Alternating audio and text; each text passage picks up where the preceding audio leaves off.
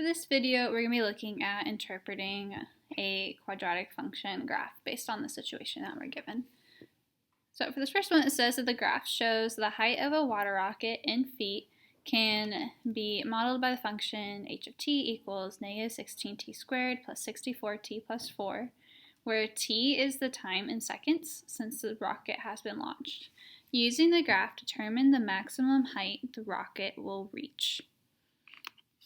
Okay, so here I have this graph, and it's really important to determine what the x stands for and what the y stands for.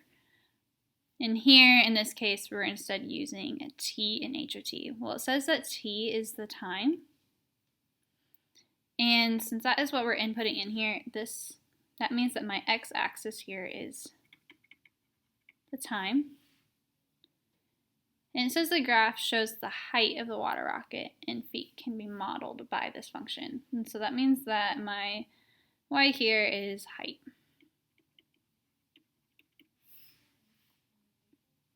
And I want to know the maximum height the rocket will reach. Well, the maximum, that always happens at my vertex. So I'm going to go ahead and label my vertex, and I see that's right here. And so I want to know what that means the height is there. Well, when I look over to the left, since that is where my heights are at, is my y-axis, I see that my vertex is at 68. And so that means that the maximum height this rocket will reach is 68 feet.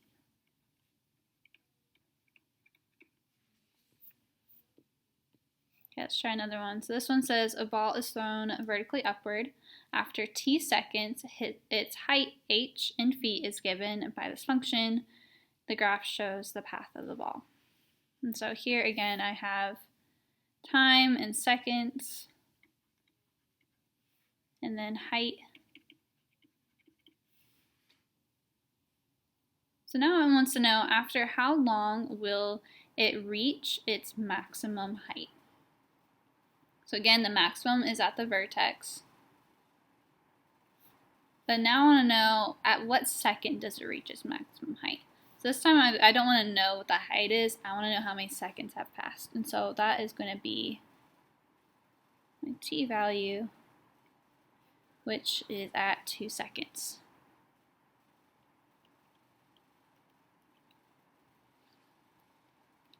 Next, I want to see how long is the ball in the air. And so you can imagine this is the path the ball takes. And so I release it here, it goes up, and it's going to land when I get back to 0 feet. And so that is at this point here, which is at 4 seconds.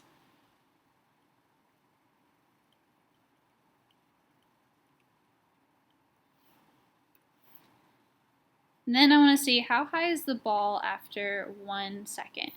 So I'm going to go to 1 second on my x-axis. Go up until I reach my point, which is right here. And so I want to say, okay, what is that height at 1 second then? Well, when I look over here, I see that that is at 48 feet.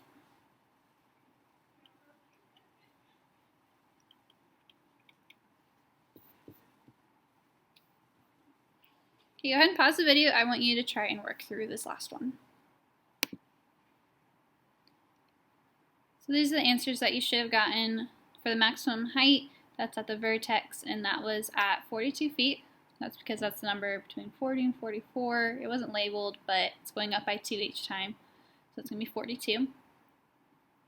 And then to determine how long does it take for the ball to reach its maximum height, that's just going to be the x-coordinate of your vertex, and so that was at 1.5, and then the ball was 6 feet in the air after 3 seconds.